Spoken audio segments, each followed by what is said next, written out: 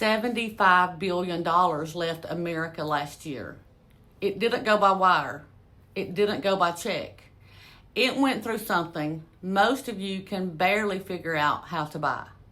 And scammers use it like a drive-through window. So, I have to ask the question that nobody wants to answer. Was crypto built for them, or were they just handed the keys? What is crypto, and why was it created in the first place? Let me tell you what crypto actually is in plain English. No charts, no tech talk, just the truth. In 2008, the world's financial system nearly collapsed.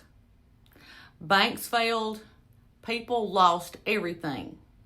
And somewhere, nobody knows exactly where, but someone called themselves Satoshi Nakamoto decided the problem was the banks themselves. So they built something that didn't need them. No bank, no government, no oversight, no middleman, just a digital currency that moves freely between people anywhere in the world, instantly, with no one watching. They called it Bitcoin. And they said it was about freedom. Freedom from banks. Freedom from governments. Freedom from the system that had just failed millions of ordinary people.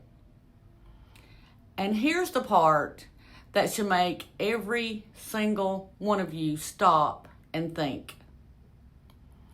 The same features that were supposed to protect you from the banks, the anonymity, the lack of oversight, the zero accountability, they are the exact same features that make it the perfect weapon against you.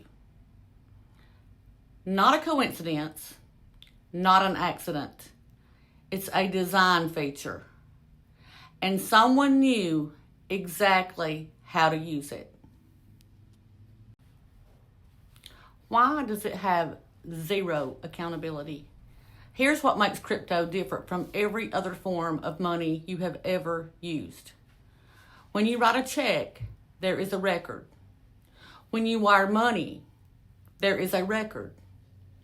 When you use your debit card at the grocery store, there is a record. Someone can always follow that money. Crypto was specifically designed so that nobody can follow it. It moves through something called a blockchain. Think of it like a receipt that records every transaction. But here's the catch. That receipt doesn't have your name on it. It doesn't have an address. It doesn't have a phone number. It has a code, a string of numbers and letters that could belong to anyone, anywhere in the world. And once that money moves, it's gone. There's no customer service number to call. There's no fraud department. There is no FDIC protection. There is no bank manager or crypto manager you can sit across from and say, that wasn't me. I know this because I've been there. When my money was taken, I learned something that nobody tells you when they're pushing you to send that money, to send that crypto for your investment. There is no undo button. There is no 3-day window where you can decide not to make the transaction like there are in other financial contracts. And the people who built this system, they knew that too. So the question I keep asking myself, who does that actually protect? And another question is, how do scammers operate like professional financial advisors of Bitcoin and other cryptocurrencies when no one else in the world has been given even the basic instructions of how to trade or invest in crypto? So how did scammers weaponize it?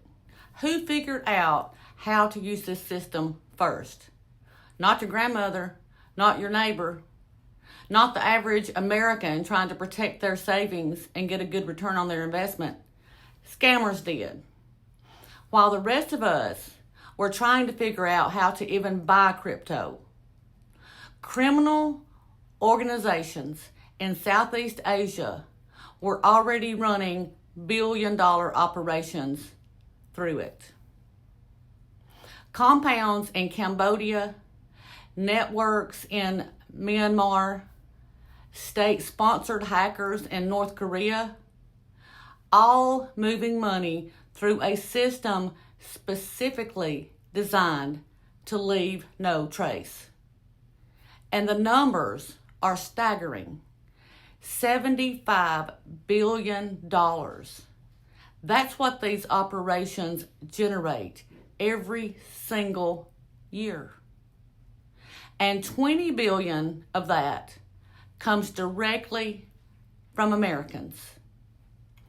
People like you and people like me.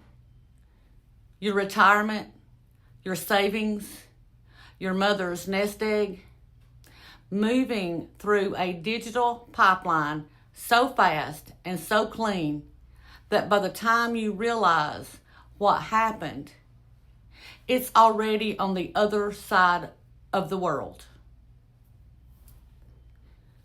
Now, here's where it gets really interesting.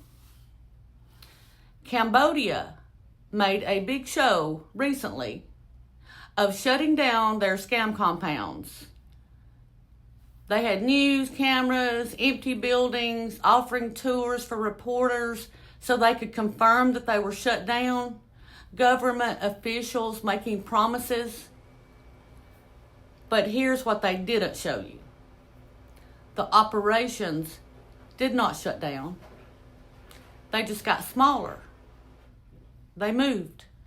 They're more mobile, harder to find. It's just like squeezing a balloon. The air doesn't disappear, it just moves.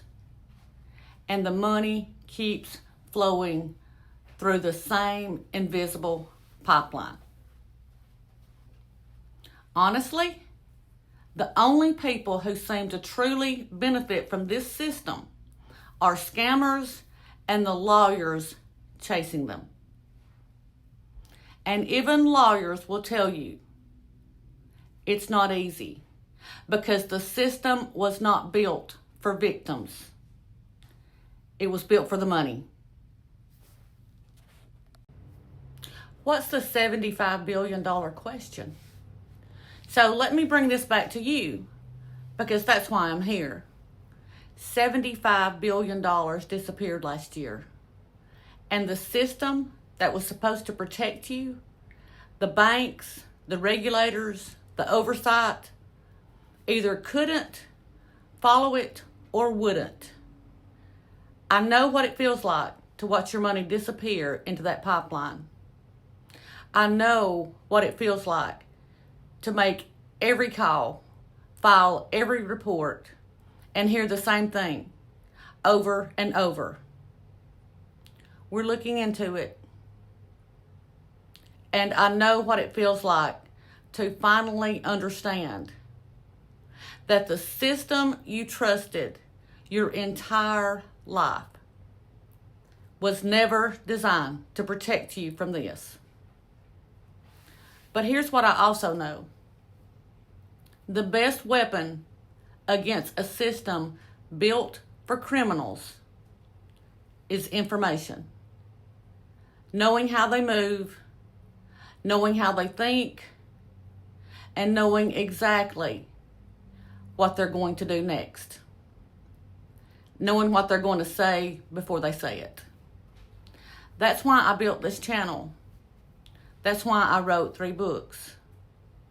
That's why I show up here every single week. Because 30 years in financial services did not protect me. But the truth just might protect you. $75 billion left America last year. Let's make sure none of that is yours. If this video has opened your eyes, please share it right now with someone you love. Because scammers, they're counting on you not talking about this. They win in the silence. And if you're not subscribed yet, please hit that subscribe button and follow me. Because this is just episode 1, and we are going to follow this money all the way to the end. And I promise what we find is going to surprise you. I'm Sherry Sperlin, and I failed the test, so you don't have to. I'll see you in the next one. Y'all be safe.